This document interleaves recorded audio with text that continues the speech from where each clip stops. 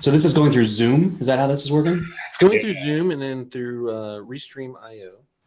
Interesting. Live right now. So if you guys are in chat, can you let me know if you hear us?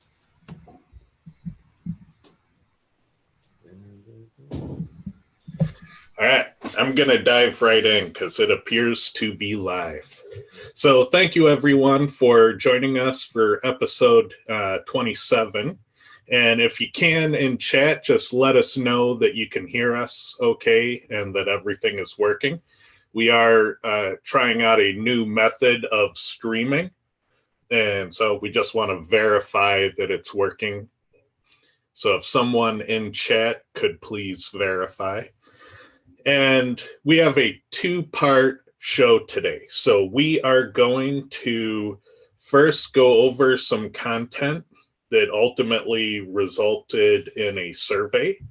And we're going to go over that data. And then we're going to go do some website audits. So it's a very full show today. And we're going to try to leave a little bit of time for questions. So if you have a question at any point, be sure you put some asterisks in the front so we know it's a question and we can find it.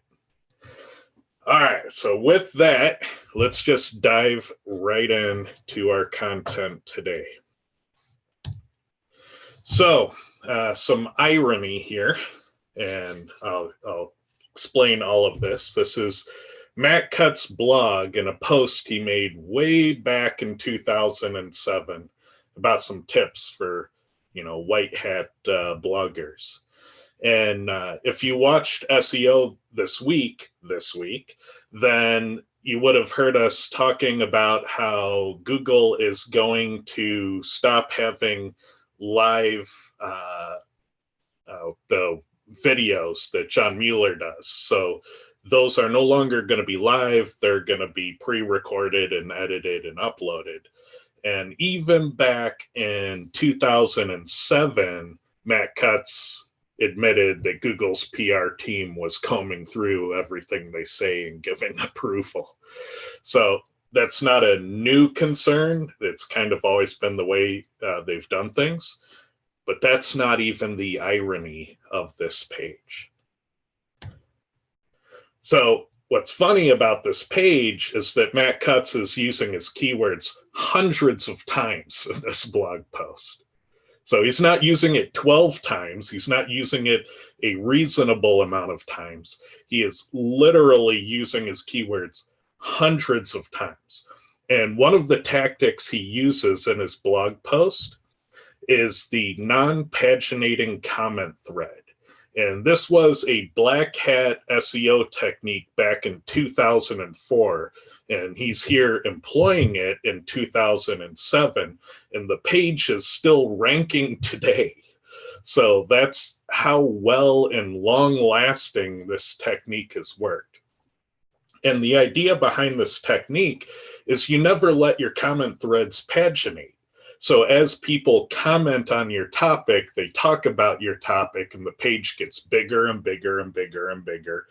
And it uses the keywords more and more and more, and your match counts grow and grow and grow. But when you look at the source code of Matt Cutts' implementation, it's using the slug and the full URL, which is another black hat technique to getting more TF-IDF score. And what's happening here is every time someone makes a comment, whether they use the keyword or not, it's increasing the keyword match count on the page. So even if they don't mention the keyword, each comment is adding the keyword again and again and again and again. And so this is a form of systematic keyword stuffing. But what about Moz's epic 49,000 word page that has a runaway comment thread? What about Brian Dean's runaway comment thread? What about Chase's runaway comment thread? What about Neil Patel's runaway comment thread? So if Matt Cutts, Brian Dean, Chase, Moz, Neil Patel, and other white hat purists. It's not just them. You can go and look at these. The keyword I used to find these was white hat SEO. So you can go and look at it. If they can all do it, why can't you? Why can't I? Shouldn't we all have a non-paginating comment thread on every page we do, where the page, like a fine wine, just gets better and better with age? What do you guys think? But Ted, what happens when Google changes the algorithm and penalizes all these sites? Because you said it's black hat. Well, this technique has been, in use since at least 2004, and one of these examples goes as far back as 2007.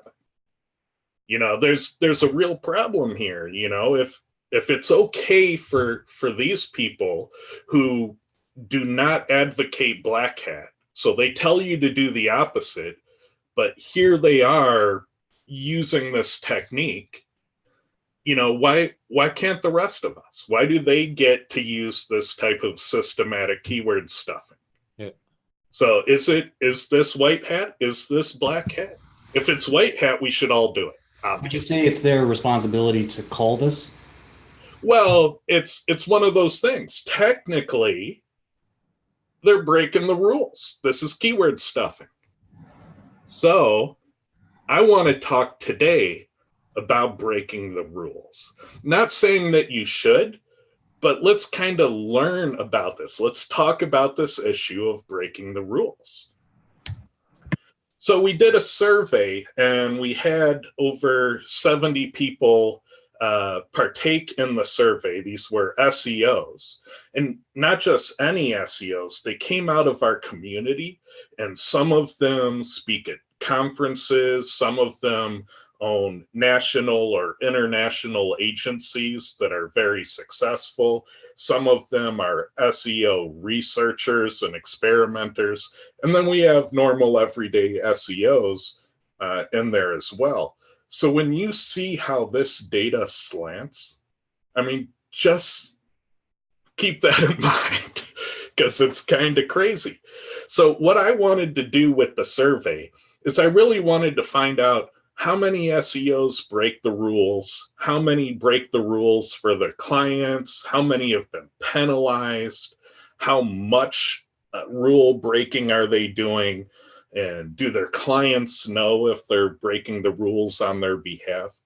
And I wasn't trying to get, the most accurate survey. I just wanted to get a feel of the landscape for how the community feels about these ideas. And one of the problems I found early on is that if you ask the community, hey, are you a dirty web spammer? They all say no. So I had to get sneaky. I had to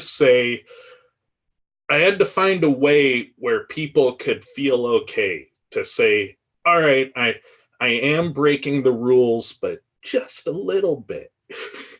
And when you give people that room to say, okay, I break the rules, but just a little bit, then you start to get more honesty in the answers. And so you'll see that when you see the questions and how they're worded. So the question I asked was, how often do you create links Google would not approve of? And what's so interesting is a lot of people, rarely, but what that is yes, I'm uncomfortable with the concept, but I do it a little. So rule breakers. Over 93% of all the SEOs surveyed break the rules. And this isn't like accidental. They know they break the rules. They admit that they know they broke the rules. And so we have this little window here where maybe it's people in denial, maybe it's people who honestly never break the rules, maybe it's people who don't really understand the rules, and if we look closer, we'd find rules they had broken. So we got this slice here too. Any initial impressions on over 90% of SEOs breaking the rules? think it depends on your theory of do you live and die by the Google terms of service, and if the answer is yes, then you're breaking the rules because you're creating links of some sort to manipulate the search engines, right? So, Yep. What were you going to say, Kyle? Exactly the same thing. If somebody says like, well, I guess any backlink is a violation of the rules, then that's probably where the rarely people are living. Yeah, I agree. So the next question is, how often do you make links for clients that Google would not approve of? And so that never bucket got significantly larger. So it's like, okay, I break the rules, but I don't break the rules when it comes to clients. So that group grew a little bit. Not a lot. We still find that over 80% or almost 80% of SEOs are breaking the rules on behalf of clients. So I thought that was fascinating too. That's probably skewed a bit by the people that don't have clients. Yeah. So they can answer never because they just don't build them for clients. Yeah. There's a few people that said, well, I don't have clients. I break the rules, but I don't have clients. So keep in mind, it's not the most accurate survey. We're just trying to get a feel for the community's feelings on these topics. And 80% are like, yeah, I'll break the rules for clients. That's pretty impressive to me. And how many times has your link building received a manual action from Google? So most rule breakers are never seeing consequences. I find that fascinating. And the fact that we got this data here, I think is impressive because we kind of have a way to quantify the risk. And so what I wanted to do, and I'll show this later, is try to figure out who's getting punished the most. And so the next question was, do clients know when you are making links that Google probably wouldn't approve of? And most people said no. And I think that was a surprise to me. I didn't expect it to slant that way. And I thought about it, and I think what might be happening here is that there's two kinds of no's buried in here. I think there's the no where people, SEOs, are building their own assets, their own authority assets, and they're building spammy links to their own assets, and then they link those assets as like a tier 2 or tier 3 to their clients. And that's a way of mitigating the risk. So they're using their own assets, the clients don't know about it, mitigated risk. And then the other kind of no is some SEO, for example, just firing up X rumor on their client's money site. And that's a really bad no. That never happens. But there's probably a whole scale of how, not bad to really bad the no's are. But in general, you ought to be explaining the risk and just let the business decide. And then you can be in the yes group and not carry the liability. Yeah, I find that a little problematic. I really feel like anything that you do for the client, you should be letting them know. Yeah, it's not your business, so Right. Let them decide. Yeah, I mean, you can, as a professional, you can tell them the pros and cons. You can weigh the risks of doing something, and then I think we tell them normally the types of links we build. We don't say, hey, this is where we're going to build it, and this site, that site. But we notify, tell them that, outreach is probably safe versus PBNs versus software and the risk factors for those. What's your level of because we've gotten some clients that just don't care. Get me there now. I don't care what happens later. You know what I mean? So we can do more for them than we could do for I want to take it slow, steady, be safe forever, long term. Yeah, and I think a certain portion of this is, the clients, they don't understand like independent SEOs, and they will issue an ultimatum to some independent SEO out there saying, hey, if you don't start to show results in 2 months, we're going to terminate the contract. Mhm. And then that independent SEO gets scared and says, okay, I'm going to do a whole lot of Hail Marys and try and get results because what the client's telling me is results or else. And that's a legitimate thing. I think we've all been there at one point or another. And so that also is probably, some portion of this are, SEOs that have been cornered into Hail Mary maneuvers. And, businesses out there need to recognize that's not how you want to do it. That's how you get messes made. But all right, next question. About how many links have you made in the past year? And we get a lot of people that are dabblers in breaking the rules. And then we got the go nutters down here. And, it gets kind of thin in the middle. I thought that was interesting. Kind of made me wonder, hey, I wonder if there's some safe territory since the bulk of rule breakers here are here. And, the worst of the worst are over here. Maybe there's some safety in there. And so I wanted to figure out who's getting punished. And what I generally found is that even though the largest single, group being punished were the dabblers, in terms of which group had the most, you tend to see increased risk as you go up. So, and noteworthy increased risk. This was a tripling. So going above the 10K mark on manufactured backlinks was a steep increase in danger. So, I think it's clear. What's amazing about this is that I've never seen data quantifying the risk of building backlinks. So now, like in the future, if somebody says, well, what is the risk? I'd say, well, if we dabble, if we keep it low, 10% of people who do it to that extent will eventually see some consequence. So 10%. And, that's still way too much risk to ever do it for a money site for a customer. I think you still need to put in a tier 2. You need to be able to clean your messes.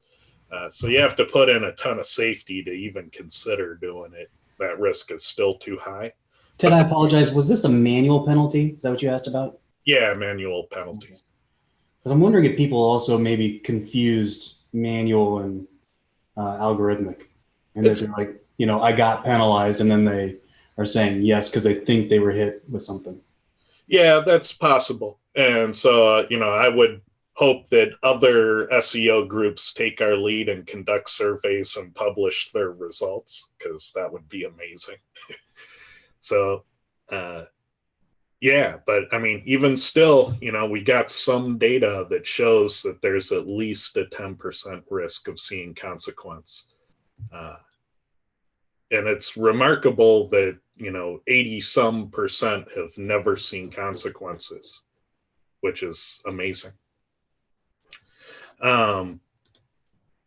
So our next survey, and I want as many people as possible to take this survey. We are going to look at what kinds of backlinks appear to do the most for the community. So I Googled types of backlinks and went through all the pages I could find. And the largest one I could find, the largest list on that search was, 25 types of backlinks. This survey details 100.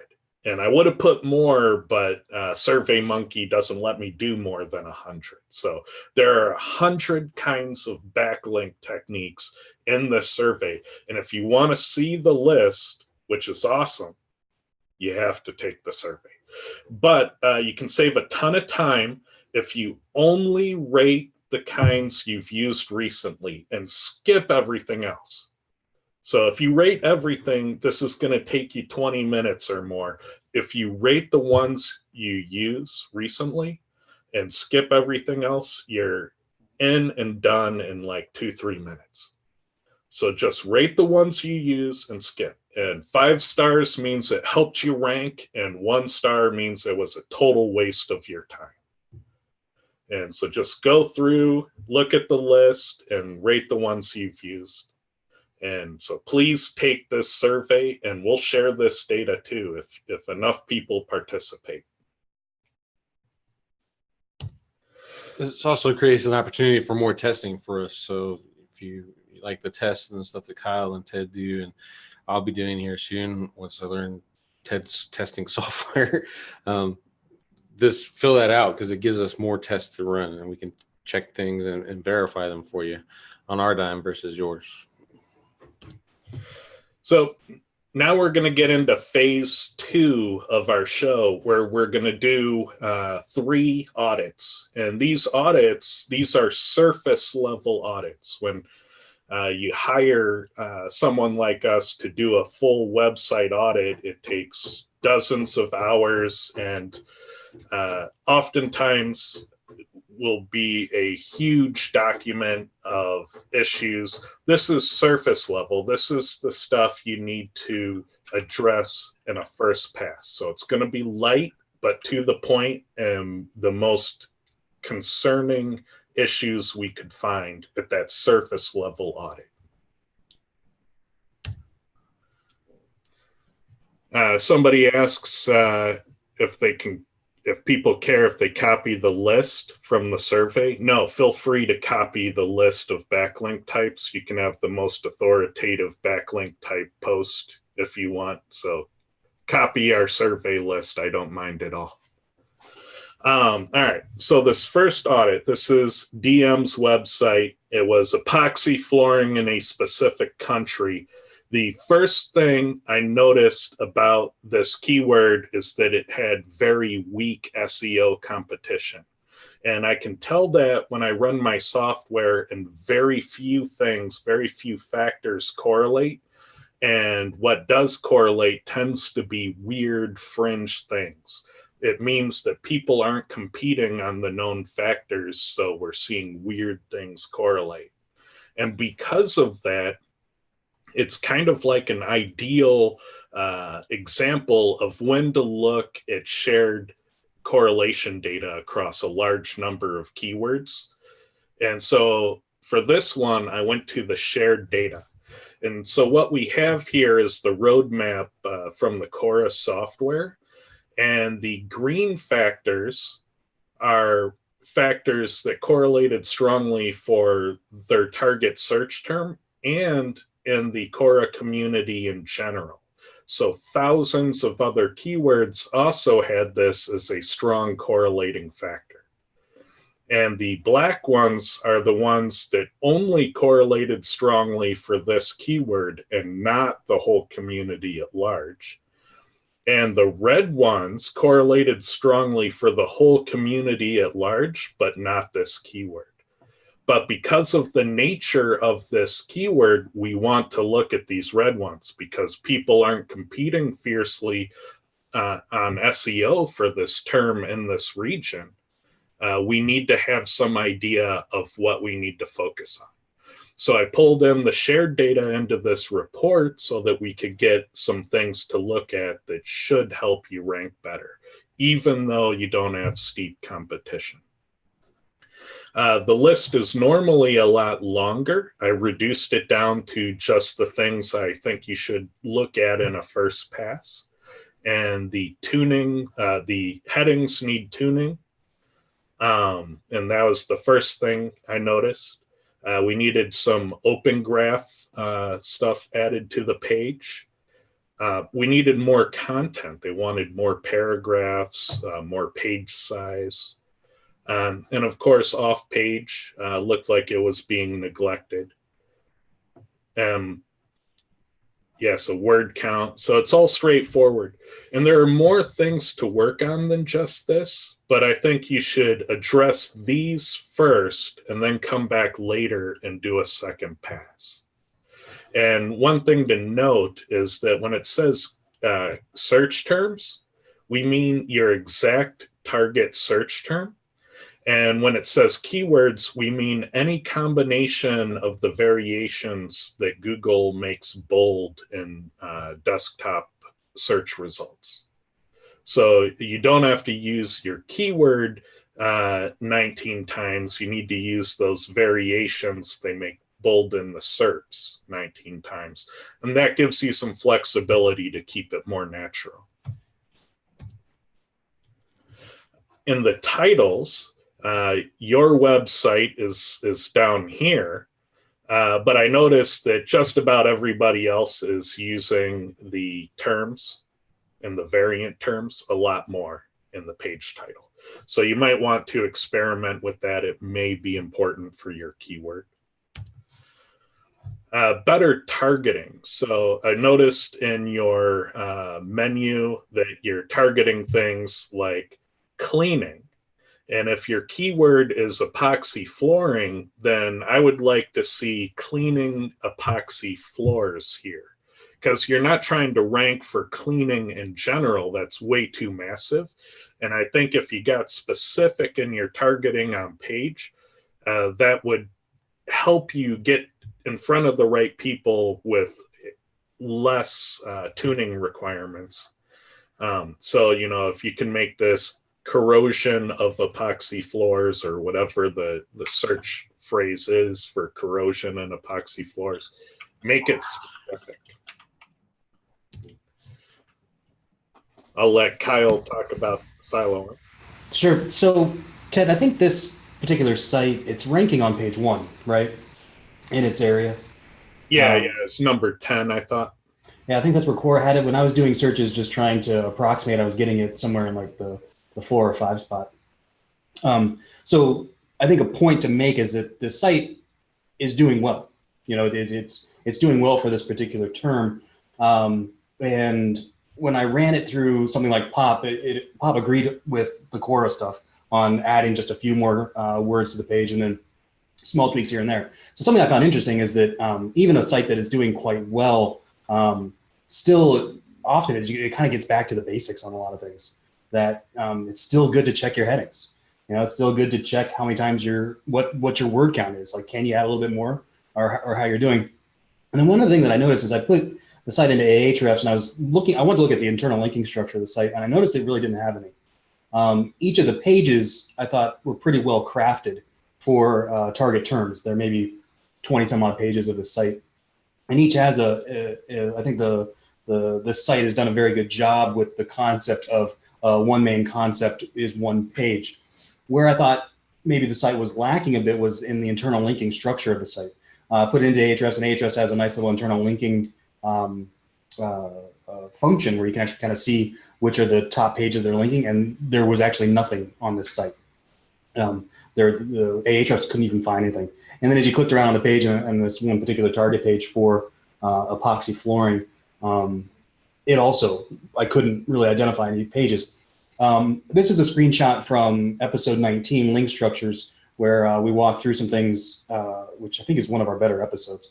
And I wanted to point this out on, I think, what this site could do, because it's ranking well.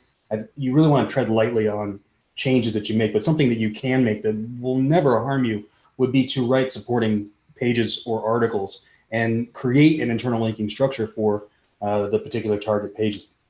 I don't recall, and correct me if I'm wrong if you guys saw it, but I don't think there was a guide or an FAQ or like a how-to or concepts of like why these things are important or when I would need them or why I would need them, and some pros and cons. I think there were little things here and there on the pages, but that's the type of thing that you could create so that the site can gain that content. But the important point on this virtual silo here, the structure, is that you want to be very conscious about if this particular post or page is supporting a target page, it's only linking to that. It's only linking to that target page in the body content, and it's only linking to its friends, the other supporting things. And when people try to build these out, these virtual silos, they often don't restrict the links in the body content. So I thought one thing that would be great to do would just be to create some more content and create it consciously to target that page. And the things that can get links naturally, going back to the survey, would be like those how-tos. I bet there's a lot on like Answer the Public. People also ask in some niche forums that you could get some topics, bang out some posts, interlink them according to this structure, and then link them back to the target page. That was the very one of the biggest things that popped out to me. And that's low work. That's not a lot of work to get in and something that can bring some real bang for your buck. But as a kind of a takeaway for the group, are you building these out? Like, do you consciously build out content? Do you have content you can repurpose? I bet you do. I bet you have content you could repurpose that's old and dead, and you're thinking maybe I should prune it. Well, an option would be to do it into this type of a structure. And so that site, and then also people listening, I think could be a takeaway. Yeah, and if you need ideas for content, you can always look at what the competition is doing, and they will likely have a lot of ideas for topics you can cover. For sure. The next thing is that I ran this through Google's NLP API. And shameless plug, this is a new thing within POP. But there's something that I noticed is that the home and gardens, home improvement flooring, that was the #1 category for the competitors on page 1. And you can see competitor 1, that they're in that home and garden, home improvement flooring, and their confidence level for Google is 0.92. Google is 92% sure that this content is about flooring. And you can see our content, Google isn't as sure. It's the second category for this content, and the confidence level is 0.58. So when a tool like Quora is saying add more match words, add more things, and Pop was saying the same kind of a concept there, then it's an interesting verification going into entities and categories. If you believe that Google is moving towards concepts and away from keywords, I think this is the type of stuff that you might be very, very interested in. But it was also an interesting check to see that Google might not quite understand what this page is about, as well as it's understanding some of the competitor pages. All the top competitors were in the 90s for the flooring, whereas we're at a 0.58 for flooring.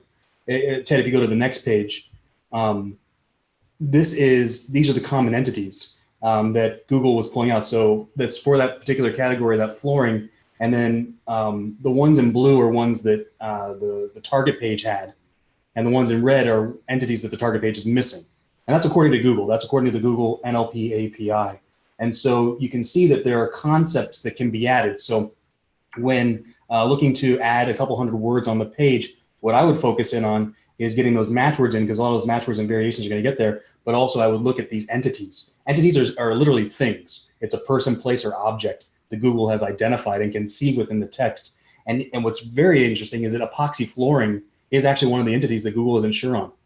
It's a little bit weird because I looked at the site and it did have epoxy flooring in lowercase. And so I'm not sure within their API if they distinguish between uppercase and lowercase. Maybe they do. But it seems that even with the main term, Google wasn't 100% on board, at least with what the other sites were doing. So that's content where you can look at what your competitors have for this particular type of content and then work it in and then do a sanity check on, does Google understand that this is a page about flooring? And I think raising that confidence score, in addition, by following things like what the Quora report was saying, will get you there. So I thought this was really, really cool because I think this is very kind of cutting edge SEO type of stuff, looking at entities, what Google can understand from the text. And we can see that there's on-page improvement that can be done. Awesome. So next, we're going to look at Susie's website, and she wanted to target computer sales in a specific city.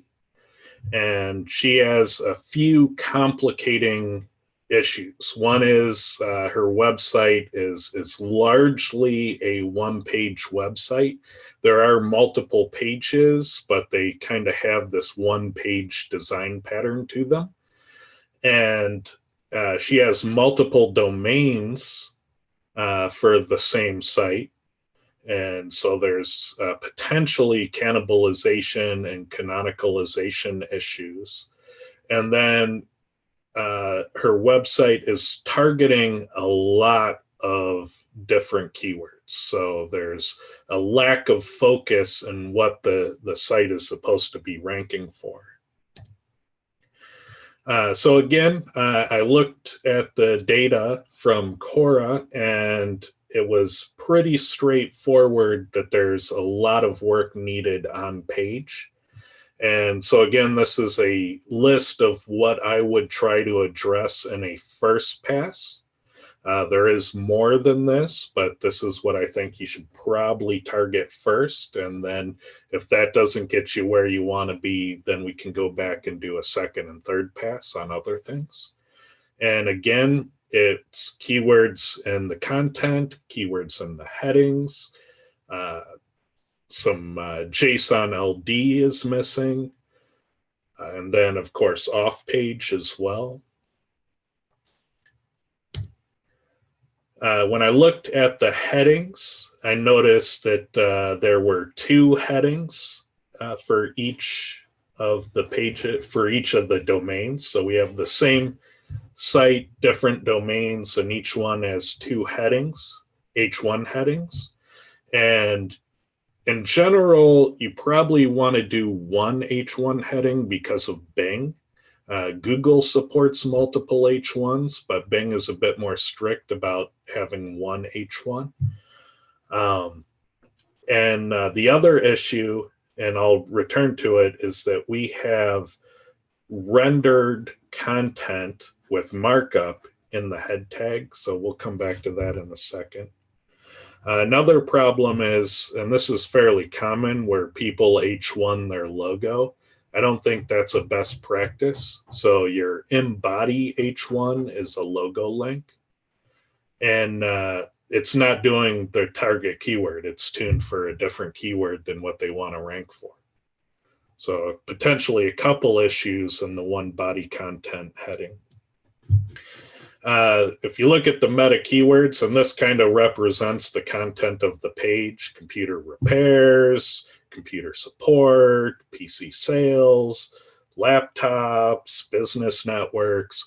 It's all over the place. And it's very unlikely that this page is going to be optimally tuned for any of these, because when you tune for everything, that's essentially the same thing as saying I'm tuning for nothing. So you want your page to have a topic. And when you look at the variations from Google for the keyword you wanted to rank for, they're kind of very specific. They want to all be around, the synonyms and the closely related words for that target search term. So I'd like to see it more closely niched and not so broad.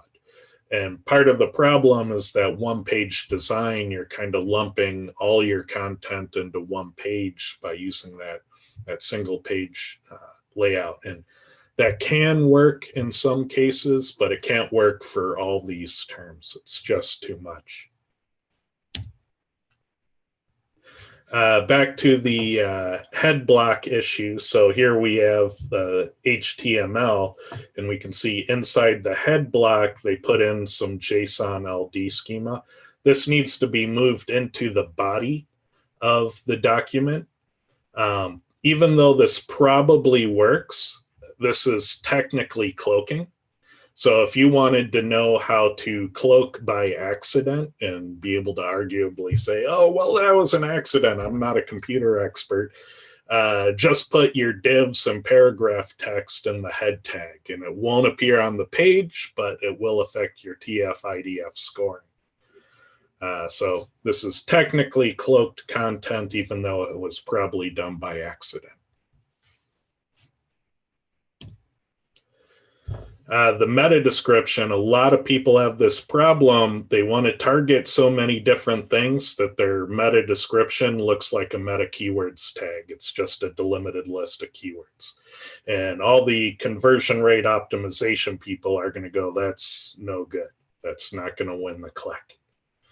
So you probably want to make this tuned and use your target keyword, 3 times maybe, but you want to do it in a way where it's going to win the click. It's going to inspire somebody to click the result to learn more, and just listing out all your keywords in the meta description isn't a best practice for CRO. And there's no canonical tag, and with the multiple domains, that's going to be tricky to have Google do the right thing. You should be canonicalizing to the most appropriate domain that you want used. So I realize that both domains have been out there and they probably have backlinks. And that's probably why you maintain the multiple domains. But you need to canonicalize to the one you think is most appropriate. On that point, you're also leaving yourself open for a negative SEO attack or someone taking your content and outranking you with your own work. So, yep. Are set. Yeah. So by adding that canonical tag, you eliminate an entire class of negative SEO attacks. So every page should always have a canonical tag. And then again, single page website. That's why these hrefs are all just on page anchors. It's because when you use the navigation, it takes you to different parts of the page. And so you don't even have a section really on your PC sales here. So again, your navigation isn't even tuned for the keyword you want to rank for. Another issue, I was looking at your image names, and I think car was for maybe the carousel.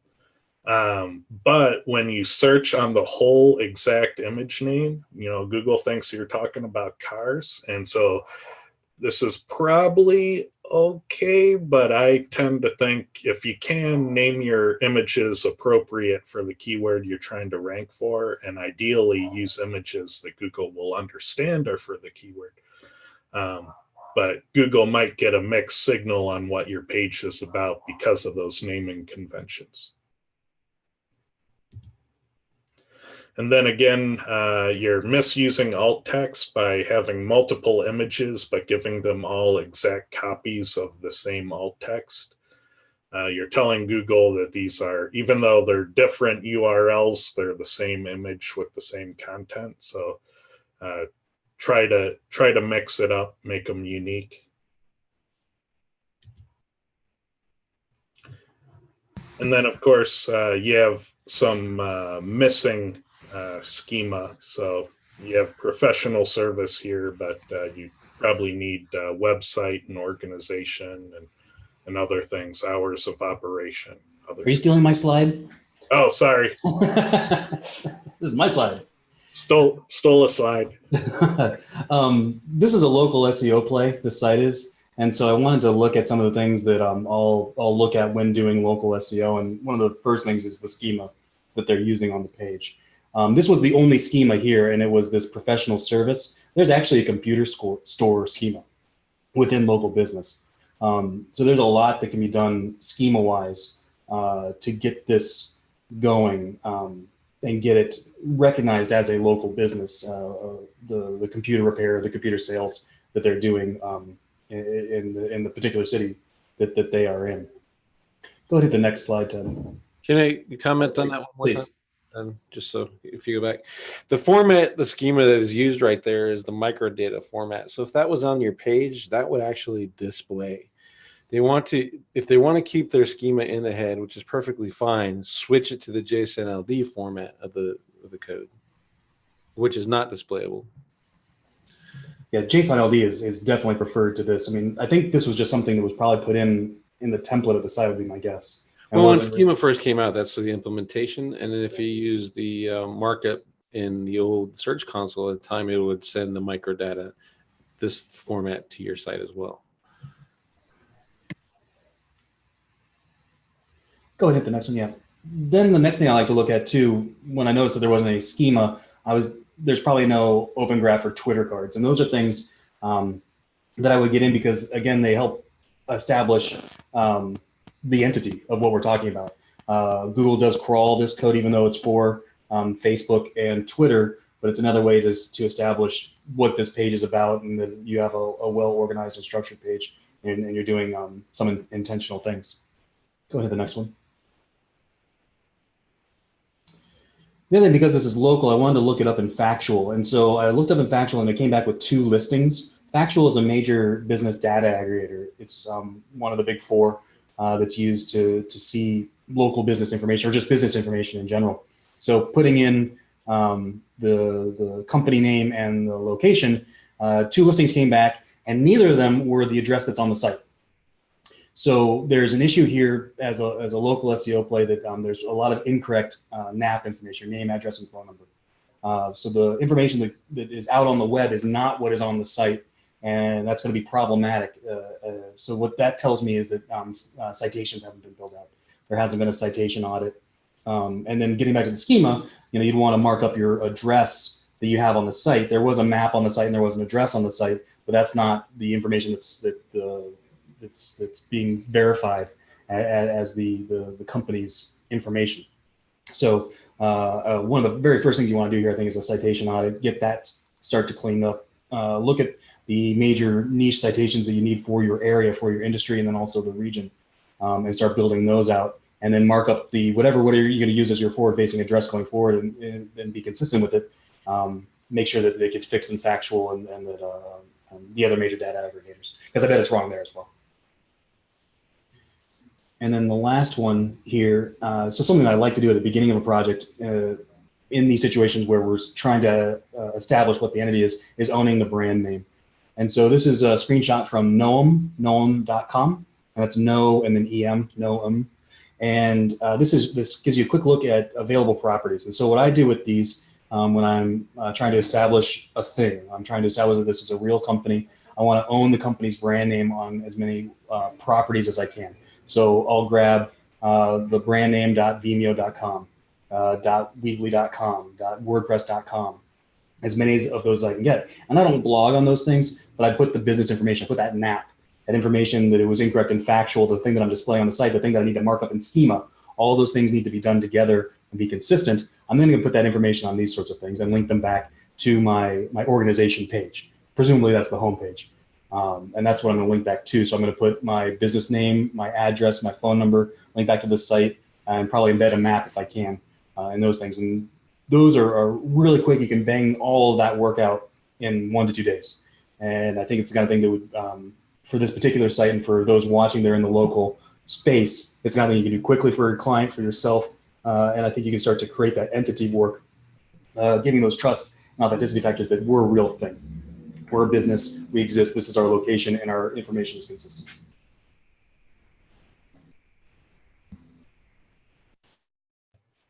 Okay, so Kiwi's website, he has a client that's in the adult industry, and it's a city-specific stripping service.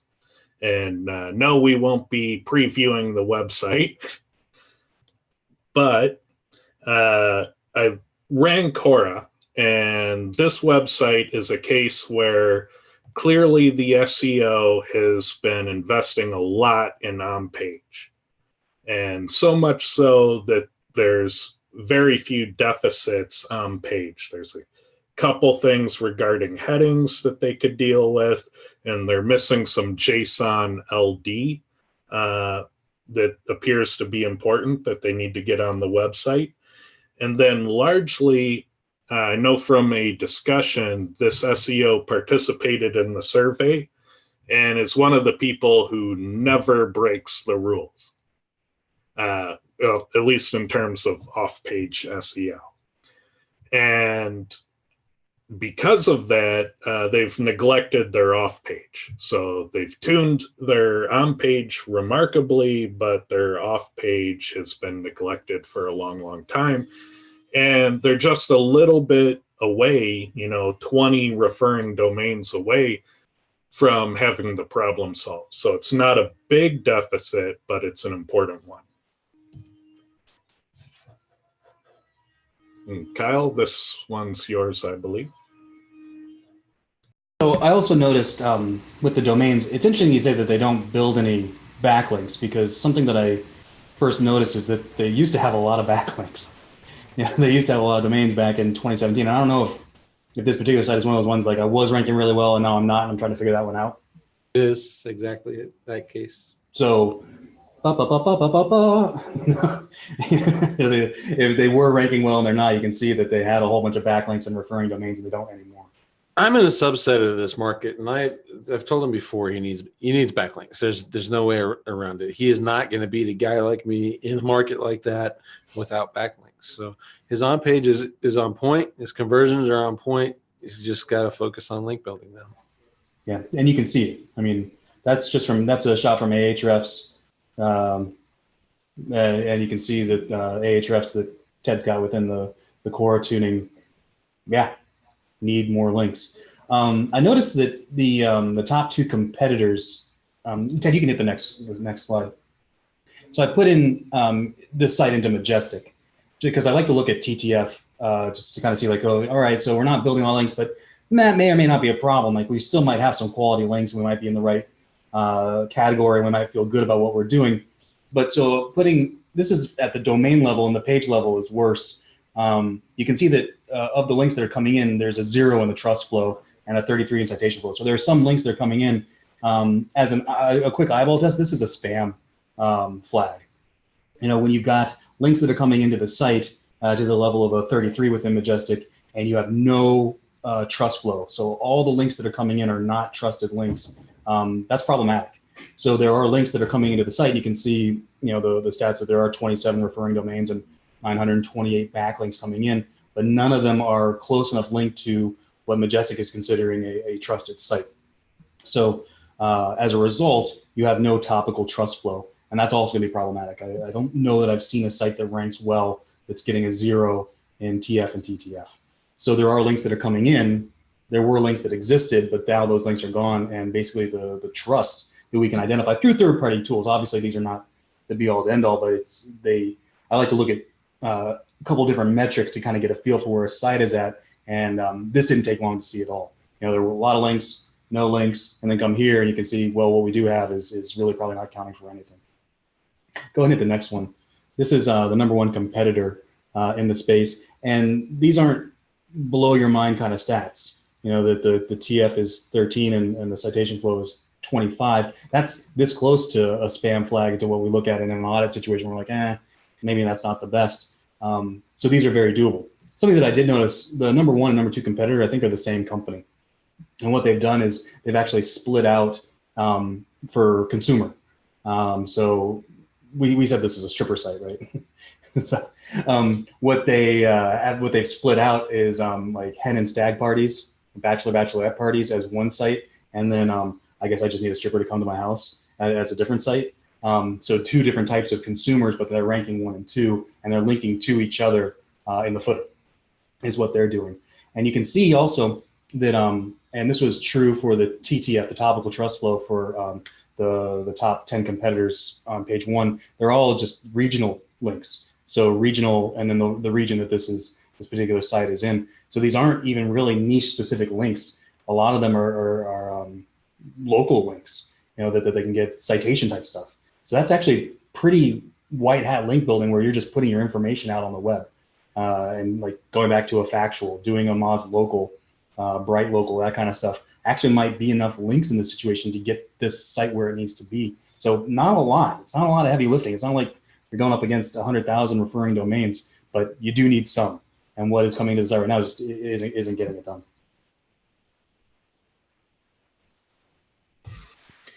So, guys, you have any final thoughts on breaking the rules before we get to questions? I've been doing that for so long. I think the biggest one is probably the one that you guys hit on, is telling your customers what you don't necessarily even have to tell them what you're doing, but tell them the risk involved and the figuring out that their risk tolerance levels is important. You shouldn't be leaving your customers out of that decision, because at the end of the day, it is their brand. Yeah. And I would like to remind everyone, let me go back to it, to do this survey, and maybe in the next show or two, we will share those results. So I'll leave that up while we answer a question or two. One big question that came up, Kyle, is the categories and entities. You mentioned it a couple of times, and I have said it in the chat, but just want you to clarify that you can get that information from the Google NLP API page yourself or from Page Optimizer Pro now. You're muted. That's correct. If you want to see what it looks like, there's actually, if you just search Google NLP API, you can go to their page and they have a little text box. You can throw some text in there and actually see what it looks like. And then basically we're just pulling that right into Pop. It's right now, it's only available to agency plan level kind of people. So those that are on that plan get access, and it's just in beta. We're really just kind of feeling it out to see what the data displays. But what I'm seeing right now, a lot of it jives. A lot of it really, you can see it. Like, hey, we need to do some on-page stuff. Oh, you know what? Google really doesn't know what our content is about. Compared to the guys above us, they can see like, oh, okay, you can see the confidence score go up where Google feels better about what that content is. It's a pretty cool little tool. And what's great too is a lot of it is literally just putting those words into the text. Like the entities are things. What I've noticed is the Google is literally just pulling those out of the text and saying these are the things. So it's really easy to put those words on your page, and they should be on point. You know, if this is what you're talking about, this should be very, very easy to get those terms in the page without even writing like SEO copy. So yeah, you can check it out there, or you can check it out directly from Google or in Pop. Yeah. And Pop allows you to compare, right? You compare your competition that you select. That's right. So what's the difference versus running it manually on the API page? That's exactly right. So we'll pull out all the competitors that you put in, and we show you their categories, and then we also show and their entities, and then we show shared categories and shared entities. So you can see like, hey, these top competitors are all sharing this particular category, and if you click the button, then you can see the entities that they all share as well. Let's see. Dave McCormick had a question on Quora. It says keywords in H1 through H6 tags. Does this relate to keywords being related to Google? The related keywords. Does this relate to keywords being related keywords Google finds at the bottom of the page for that keyword? That's a tongue twister. Well, when it says keywords, we mean the variations. So that's any of the relevant terms that Google is making bold in the desktop search results. So if you search your keyword and find those words that Google makes bold and collect them all, and Quora does this, and that's how we get those measurements, those are the words you want to use. When the factor is H1 through H6 tags, we're talking about all headings. Oftentimes looking at each heading individually will tell you how those need to be broken out. But in general, you need to address all your heading deficits. Okay. One from Ernest is, I picked a keyword for search volume that is low, sell my house fast. Should we buy houses, I think. Should be we buy houses, I think. Will I mess my site up if I switch to keywords now? It's a new site. And in local, not national. Well, one trick you can do is if it's relatively low cost, just start a second site. The worst case scenario, you have 2 sites on page 1 instead of 1. So if you have something to risk, create a new page, target the new keywords, create a new site, target the new keywords. If you have nothing to risk, like if the site has no traffic, makes no money, go ahead and make the change. You have nothing to lose. So really the answer to your question is, what do you stand to lose? Okay. Christopher Ramsey, we create Web 2s with junk content just for links, but the client expects Huffington Post quality. Does that quality matter in your links? I would say that your tier 1s should not be spawn junk. If you're going to, obviously you're going to have Web 2s as part of your brand network. Kyle hit on that when he was looking at the Gnome screen. You create your brand network out of that, and you want to have good stuff on each one of those platforms. As you get a little bit down, I think the level of expectation is a little bit lower. Just be, cognizant of what you're doing. Especially don't point those kind of content pieces directly at a money site of any type. Just to, save yourself some drama. Let's see, Ryan Patrick. I guess when you were talking about audits, when you first started that section, you said dozens of hours to do an audit. Ryan was curious why it takes you so long to do an audit. Are you that slow, Ted? Well, you have to understand, I don't sell my audits for $100. My audits are, the cheapest one are $3,000, and I go through everything, and so they typically take me 25 hours. So I'm basically covering my time with my price. Yep. I do the same thing. It depends on the size of the site, the market, et cetera. And I'm not afraid to charge what the time is going to take to do it and to do it right. Obviously, anyone can just run some software tools and go, ta-da, it's audited. But if you're doing it right, you're looking at each individual page. Maybe you're considering CRO stuff at the same time to help out and make your audit more useful for them. So again, it could take 4 hours, it could take 12 hours, take 24, take a month. It just depends on the site and what you're looking at. Yeah, and I don't even offer it on my website as a service I offer. I say no to most people. The times when I do take on a client is usually when the ship is sinking and they're trying to stay alive. And so those are typically the ones I'll consider. Save me, Ted. Save me. The other thing I would add too is that when the audit is done, I don't know about you guys, but we're using somewhere in the neighborhood of 10 to 15 different tools that look at very specific things. There isn't a tool where you can just kind of push and then even sort just through that data. There's different things to look at for different things, like depending on what the issues might be on the site. So all that, just running that on its own is several hours of work to compile all that data just through all those different reports. Just doing the data collection on a 100-page website using Core alone is about 12 hours. Forever. The other thing too, and I don't know, I haven't seen your guys' audits, but I assume we're all on the same page. The audit shouldn't just say that what's wrong with the site, but it also needs to talk about the fix. And the fix often takes a lot of time to figure out because you have to look at the competitors. What are they doing? What's going on here? And then the idea is that, okay, so this is the issue that I see, and this is how to fix it. And the fix isn't always obvious. You have to dig in and figure out what that fix should be. And that always takes hours. And if you're only selling audits, that's a good point, a good way to upsell into an SEO service. If you're providing the fixes, here's everything you need to do. You want us to do it for you? And now you've already gained the trust by getting the audit sale, and now you provided a really good product, so it's easier to sell into that recurring SEO client.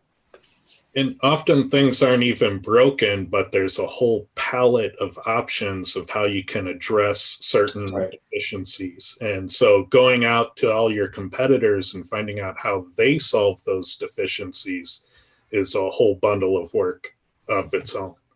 Within our audits, we also color code, like who is the person that's normally responsible to do this thing, whether it's your dev, whether it's your content writer, whether it's your webmaster, the person that's in charge of the site. And so we color code that. And often the person that you're talking to is wearing all those hats.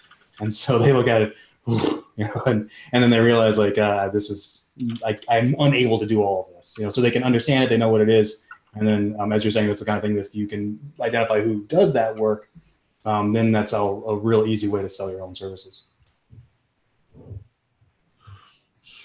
And that was it, I think. Okay, a good place to wrap it up. I know we're over our hour. So I want to thank everyone and remind you again, please, please, please take our survey. This next one is going to be awesome. I can't wait to share the data with you. So again, just rate the backlink types that work well for you or the ones you think are a waste of time.